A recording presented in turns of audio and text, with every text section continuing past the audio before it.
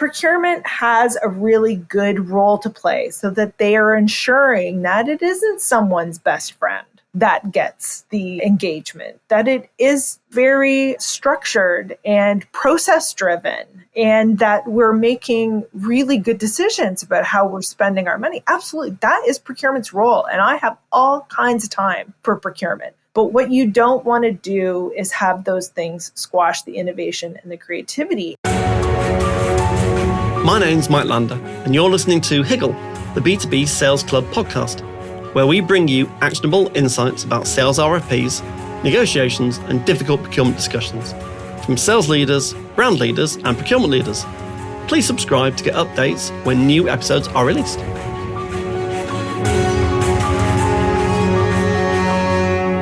Leah, thanks ever so much for joining me again on another episode of Higgle, the B2B Sales Club podcast. It's great to be here. Thank you for having me. So listeners, if you heard the first one, this is a collaboration between Leah, the ICA, myself, Piscari, all around basically agency, industry trends, agency development, and how we can all help improve agencies' life, really, about how they can improve their commercial life, particularly. So we're going to talk about a big topic this time. But before I get into that, I'm going to ask Leah, for those that don't know her, who are you, what do you do, and something that's unremarkable about you. Leah. Thank you. Okay, so about me, I started agency side and I was there for about 20 years, working for various different types of agencies on the finance and operations. My last role was Chief Operating Officer at Gray, Canada and San Francisco, which was very interesting to be working nationally and a little bit in the US. So a lot of my focus at the ICA, which is a trade association that supports and represents agencies across Canada, is helping agencies to grow and innovate and to strengthen themselves. So I work a lot on business models and helping to strengthen their talent and initiatives like that. Something unremarkable about myself. I would say, the thing that I would say is sun-dried tomatoes. I hate them. And I believe that the 1990s is calling and they would like their condiment back. It's not like I wouldn't eat them if someone served them to me at their house as a guest, but they never enter my home and I will not eat anything at a restaurant that has them in it. But a bit of olive oil, some salt and pepper, they're nice. They're really good, very tasty, very intense. It's very good. That and Chardonnay. The 90s needs their oaked Chardonnay. I'm with you with Chardonnay. Oaked Chardonnay is the devil's work. Yeah. As far as I'm concerned, it's the devil's work. I agree. It is. Those two things, I think I OD'd in the 90s on those. They've been banished. Exactly. Yeah. So we're going to talk today for about 20 minutes or so, 20 minutes, half an hour, why agencies win or lose pitches and what's changed on the client side in the last decade. So we've got some obviously subtopics within that. But Leah, do you want to give a view of your thoughts around that kind of high level question? Yeah, I think that what's happened over the past, I don't know if it's just 10 years or for me, I think it even goes further than that, but just finding an agency has kind of devolved into cost savings, very price-based. They use RFPs. And what I've seen over the last little while is just this race to the bottom during the pitch process. And I think clients saying, what are you going to give me? Rather than say, what can we create together? Right. So it's a mindset difference. I completely agree. As you know, I was in procurement for many, many years. At a company level, if you bring someone like me in the first year, I'll drive savings, improve quality, improve innovation, blah, blah, blah. Year 2 gets a bit harder. By year 3, I'm heading into a more maintenance mode, because I've driven all of the cost out that I can without destroying the supply base. And so you end up with this kind of I'm now maintaining a level and I'm trying to squeeze a little bit more each year, but I don't get much further. That can have a very diminishing mindset. It shrinks your view of the world. If I take that up a level to an industry, I think that probably is a problem within the marketing agency world, is that buyers have got more sophisticated. Procurement have had more power. They're using tools and techniques that they're well trained in. Agencies are on the back foot because they're not well trained. And therefore, you end up at this kind of torched earth scenario. Yeah, I think Tim Williams talks a lot about professional buyers and amateur sellers. Yep. And I think that that's a really good way to articulate over the past 20 years what's happened. And I think why that happened was because agencies were very much about collaboration and client service. They wanted to be bringing things to the client that were going to help them, that were going to solve their problems, that were going to be creative, that were going to connect with human beings. And they were very much about having conversations and how are we going to get there. And then when you have a structured procurement process that slides in there to manage that relationship, one that was used for commodities and now you're using it for an investment, is very off balancing. It just takes the relationship and moves it into a different space. So I think I really liked how you framed what your role was, because I think that too often procurement people, there's a number of different quadrants to their roles, but they gravitate to whatever they're going to be incentivized on. And so if you incentivize, if you're the CEO and a CFO of a company and you're only incentivizing procurement on cost savings, then you're actually not encouraging them to really focus on the other elements of their role that are really important. So for example, supply chain. Exactly. And I remind agencies all the time that a procurement person or any professional buyer that they're dealing with is responsible to have a healthy supply chain. That means you need to exist. The day that they need you, you have to be there. You have to be there and you have to be healthy and you have to be able to respond. So that's an important element. So making sure that contracts are in place, that the company is being paid well, that it's going to survive, that you've stress tested it.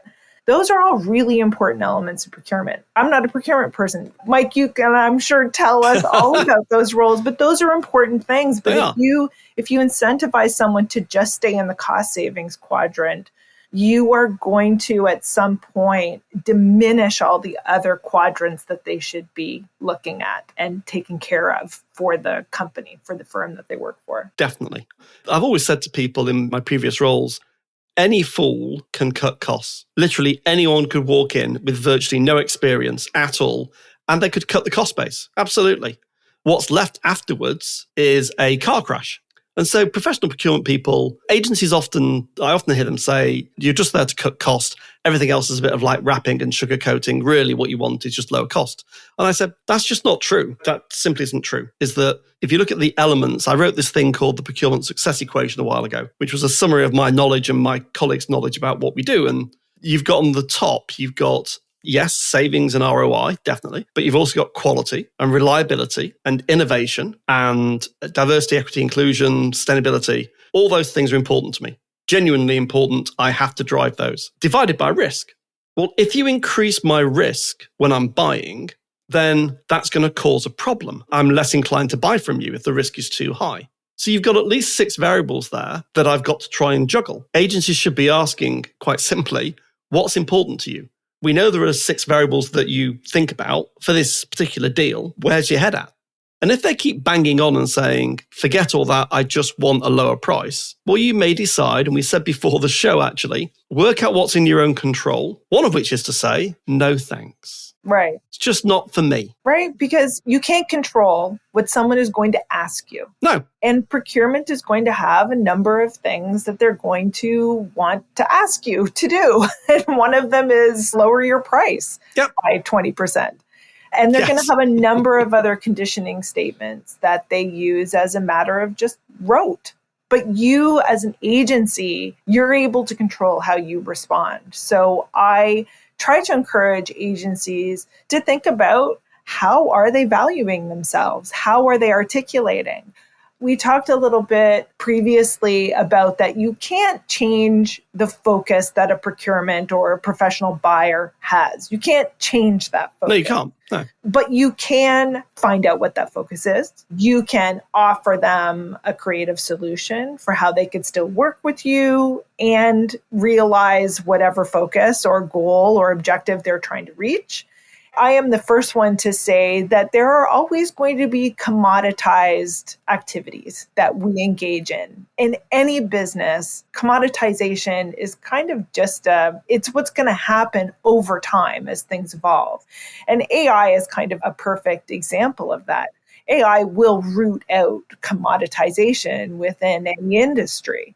And I use ChatGPT. It's like my intern. I don't know that it's ever going to be more than an intern. It could be someday, but it's a great intern. And it helps me do certain things. And those things now become commodities. And so my encouragement to agencies is have a response to that. Oh, you would only like the commoditized aspects of our business? That's where maybe I can help you with some cost savings. This is what we can put on the table. Here's some efficiencies that we can offer you. Exactly. But it's when we start offering efficiencies on ideation and innovation and concepting and strategy, where it's diminishing returns and it's really going to bite the client in the end. Because again, as we've discussed before, it's not procurement's money. I'm just the guardian and the process person that's going to drive the process and negotiate, because that's what I'm trained to do. But the budget holder is the CMO or the brand director or whoever it might be.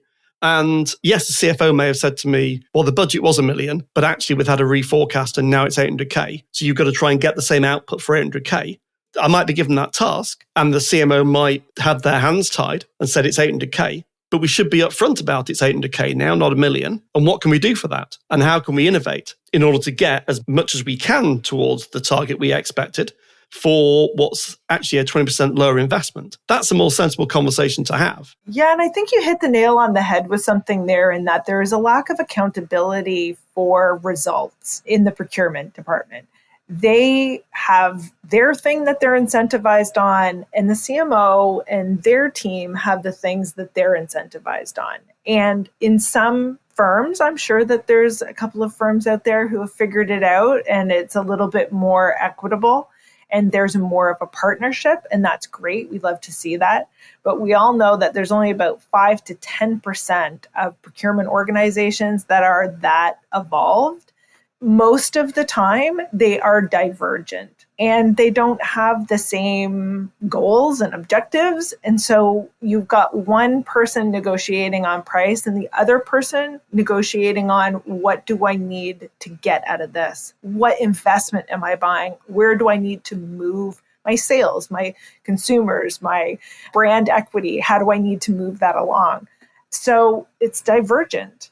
And we need them to come together. We need them. And I think the agency can do a lot within conversations in order to encourage that. Exactly. So let me just delve into a couple of more kind of sub questions.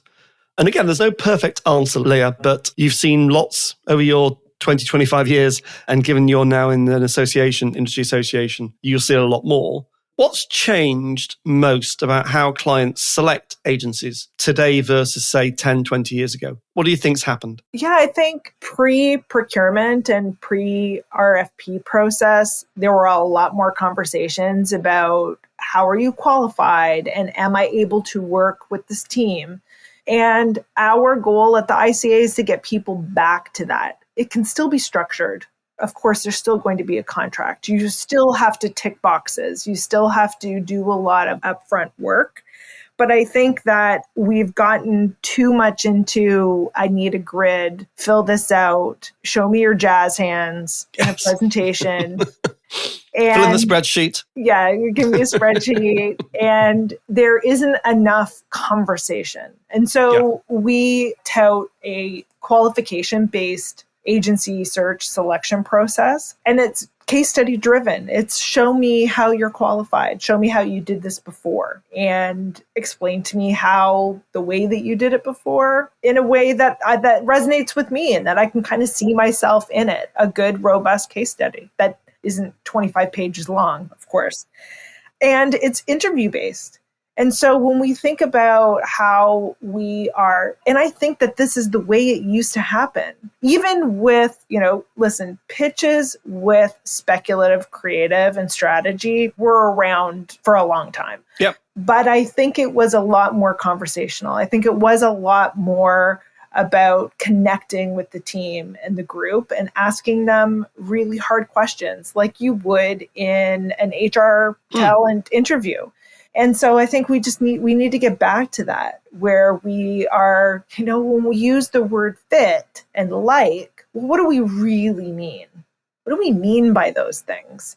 I hope and I think that what has happened in the past, where procurement has a really good role to play so that they are ensuring that it isn't someone's best friend that gets the engagement, that it is, very structured and process driven, and that we're making really good decisions about how we're spending our money. Absolutely. That is procurement's role. And I have all kinds of time for procurement.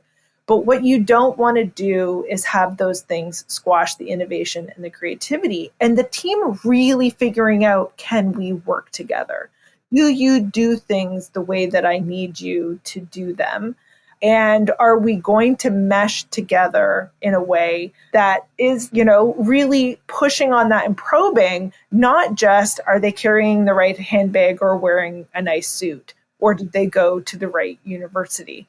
That's not what I mean. And I think a lot of people can be very, very triggered by the words fit and chemistry. And so I think we have to be careful. What is it that we really mean by that? When I consult with clients, when they go through an agency search, we don't manage them, but we help them to use our QBS toolkit to do it. And the first thing I say is do a lot of work on the upfront.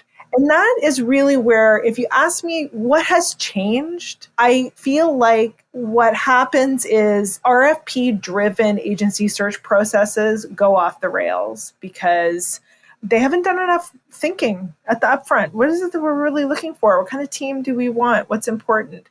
And I say this all the time, so I'm a little bit of a broken record, but I really don't believe that agencies lose work because of creative. I think they often lose a client because of what I call TADs, typical agency dysfunctions. And I'm on a mission to TAD? I know. Okay, explain the TADs. Right? So it's just typical stuff that we kind of don't tick the box on. Just doing good work, executing well operationally can really leave a bad taste in a client's mouth. Yep. The invoicing is always wrong. The status reports don't come on time. The budget control report doesn't tie. A number of things. Purchase orders aren't being done properly and recorded on the invoice properly. I'm not getting my emails answered the way that I want them to be. It's those, I call them, again, typical agency dysfunction. And because we can get very, very focused on delivering great concepting, creative, and strategy, and forgetting about that our account management team is there to make sure the stage is set and the environment is set for us to do good work in. And that's their responsibility. And so I kind of posit out there and I say, let me know if I'm wrong. Connect with me on LinkedIn and tell me no, absolutely. But I think a lot of agency switches are because of those types of things. Yep. Where you might hear, that agency was a shit show to work with. And I think that can happen. And I've been there and I understand how it can happen. And so I try to work with account management teams at all levels to remind them that we can't rest on our laurels of just winning discrete new business over and over and over again. We have to focus on organic new business. We have to extend, expand, and deliver more to existing clients. So that's a little bit of my mission because of some of the issues that have popped up over the past 10 years. To your point, Mike, things have changed.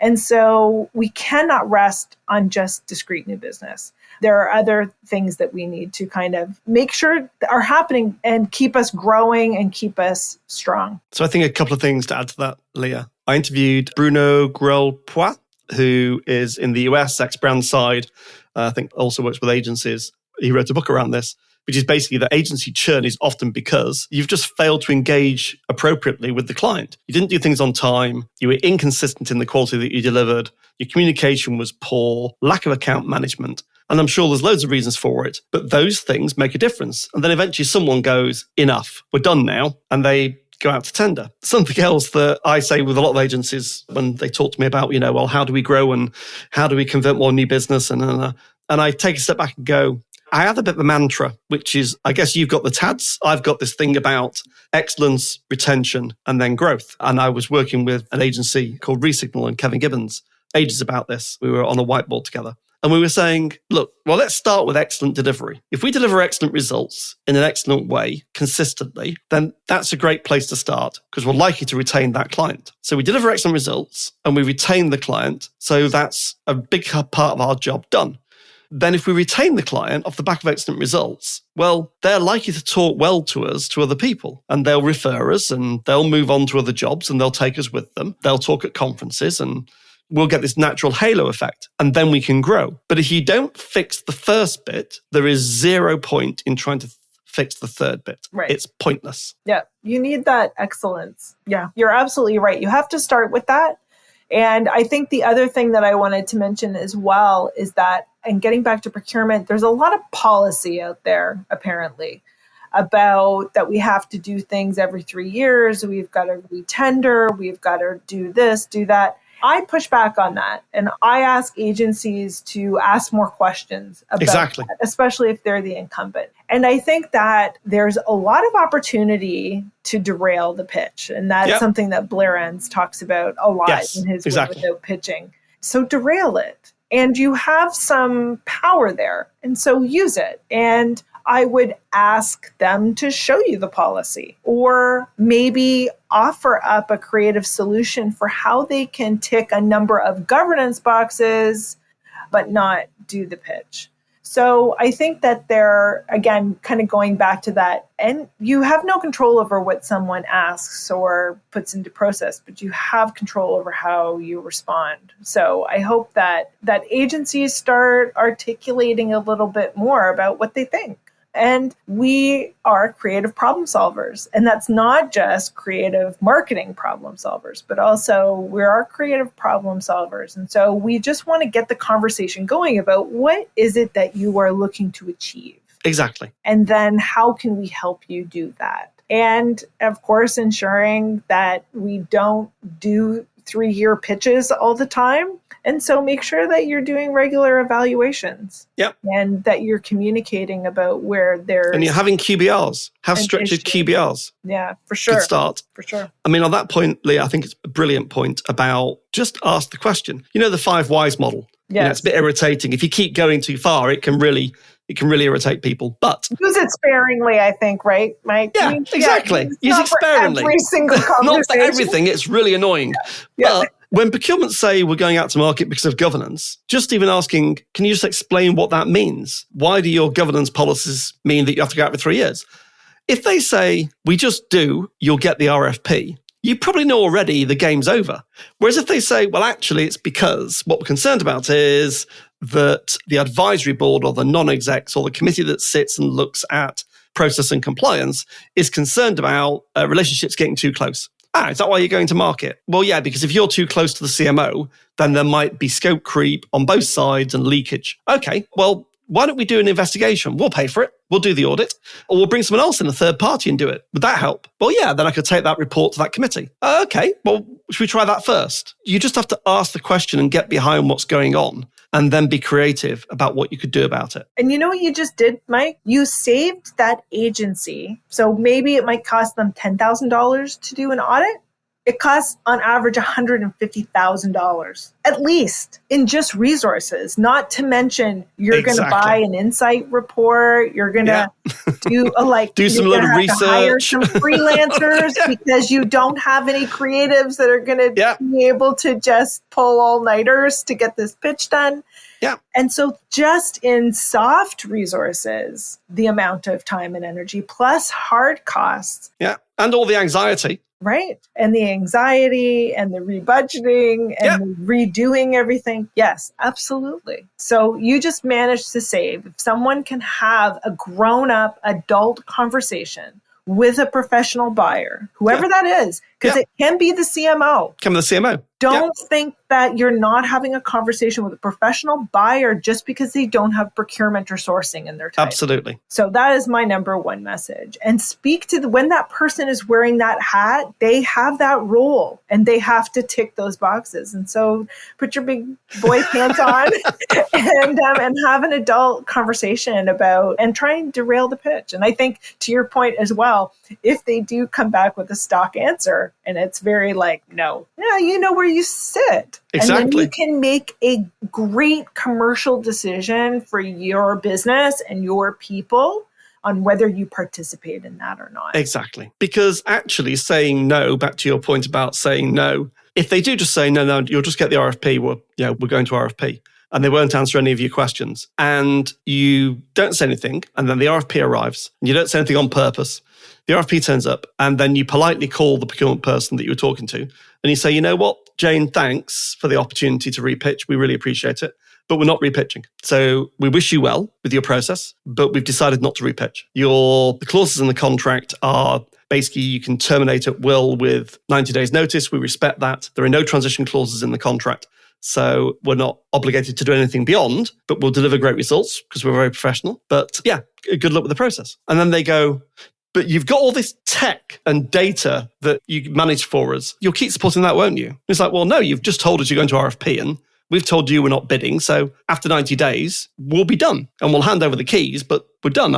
I'm confused as to what you're asking. And then they might say, yeah, so how about we talk about maybe splitting the work up into 3 different pieces, which bits we'd really like you to bid for and which bits we recognize we either in-house or go to another agency. That's a more grown-up conversation. That forces a discussion. And you know what you have to be in order to have that discussion? You have to be ready. Right, exactly. And so you need to know what the account looks like, how you've been delivering, where the evaluations have been.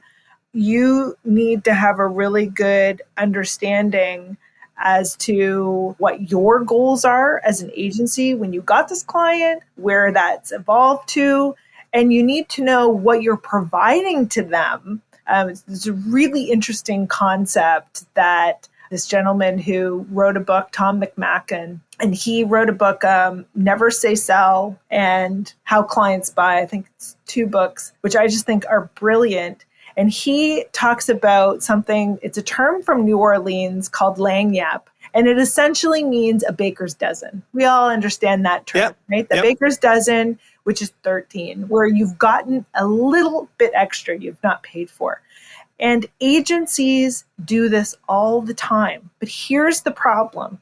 They don't keep track of it. And so my number one request of agencies is keep track of that. And you need to be ready at the appropriate time to have that conversation about this is what we provide to you. And you need to know that. So I think there's a lot of understanding about the business and how the agency is connecting with the client that you need to know in order to have you ready for that. Exactly. Be prepared, do your homework, and then have the conversation that you want to have, back to the control thing. So, Leah, I'm conscious of your time as well. So one last question in kind of 1 or 2 minutes, and I promise not to interrupt. What are the top 3 reasons you think agencies win in today's market? I think a lot of winning comes down to price. I still think that a lot of searches are price-based. I wish that they weren't. I think some agencies are winning, again, much to my chagrin, for jazz hands presentations and new creative when I don't know that we have the data to suggest that so much new creative is warranted. I think we actually have the opposite. System 1 is doing a lot of really great research on creative continuity. And I can completely understand why, because of TADs, typical agency dysfunction, why you might want to have a different agency. But does that mean that you throw the baby out with the bathwater? Does that mean that you completely turn your back on creative that's worked really well? But I think that happens. I think that clients get sick of their own creative. They see it every day. Mark Ritson has this amazing story about him doing some strategic work for Veuve Clicquot. And he walks in and he's like, it's beautiful. It's in France. It's got all of the Veuve branding and the color, and it's like easily recognizable. It is. Walks in, the marketing team wants to get rid of all of it. And he's like, I get it, because you see it every day. You walk through this branding every single day of your life. But someone who's going to buy a champagne bottle, they don't see it every day. They see it once every 6 months when they buy a bottle of champagne for a special occasion or whatever, right? And they need to be able to recognize this is the one that I want. So I think that there are a lot of people out there that can get sick of their own or think it's not resonating in the way that it needs to. That's a different problem maybe. So that's kind of what I see happening. I think it's a lot of, we need to switch things up because we're told to. It's a bylaw, it's a governance thing. We need new creative, do you? And also I need to save money and the incumbent isn't playing ball. Yeah. Leah, it's been amazing. Thank you ever so much. Thank you for having me. Where can people find out more about you and the ICA? Well, I hope that you reach out to me on LinkedIn and connect with us at theica.ca. Leah, it's been fantastic. Thanks ever so much for being a guest. Thank you. Thanks for listening to Higgle, the B2B Sales Club podcast series with your host, Mike Lander. Please subscribe so that you'll catch all the next episodes.